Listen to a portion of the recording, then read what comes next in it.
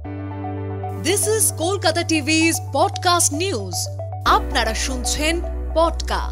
রাম মন্দিরে রামলালার বিগ্রহে প্রাণ প্রতিষ্ঠা সম্পন্ন। আমি অভিক, জানাচ্ছি বিস্তারিত। রাম মন্দিরে রামলালার বিগ্রহে প্রাণ প্রতিষ্ঠা সম্পন্ন হলো। পুজো আচার অনুষ্ঠানের মধ্যে দিয়েই তা হলো। সোমবার দুপুরে অযোধ্যায় জাঁকজমকের সঙ্গে সেই অনুষ্ঠান হয়।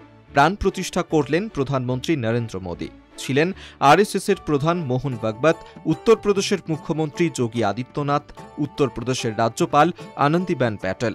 এদিন ঘোষিত কর্মসূচি অনুযায়ী দুপুর 12:05 প্রধানমন্ত্রী প্রাণ প্রতিষ্ঠার অনুষ্ঠান শুরু করেন। তার আগে অযোধ্যায় হেলিকপ্টার থেকে পুষ্প বৃষ্টি করা হয়। 1 ঘন্টার বেশি সময় প্রধানমন্ত্রী পুজোর অনুষ্ঠানে অংশ নেন। মন্দিরের গর্ভগৃহ থেকে তা টিভির পর্দায় লাইভ সম্প্রচার করা হয়। রামলালার মূর্তি চারদিক ঘুরে সাষ্টাঙ্গে প্রণাম করেন প্রধানমন্ত্রী। সোমবার রাম মন্দিরের উদ্বোধন উপলক্ষে মন্দির চত্বরে বলিউডের তাবড় তারকাদের দেখা যায়।